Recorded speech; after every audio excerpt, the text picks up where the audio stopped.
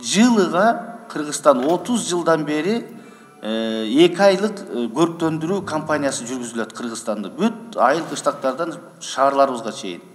Жылыга кагаздарда миллиондогон сандагы бак дарактар отургузулат.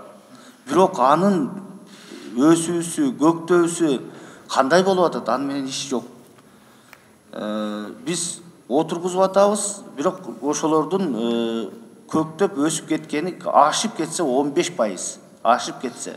Эгерде жок дегенде жарымы өсүп өнүп турганда бүгүн Кыргызстан токой болуп калмак, бардык аймактар. Ага канча акча кетип атат, канча убакыт кетип атат, канча энергия кетип атат. Бунун мындай акыбетин сураган адам жок да.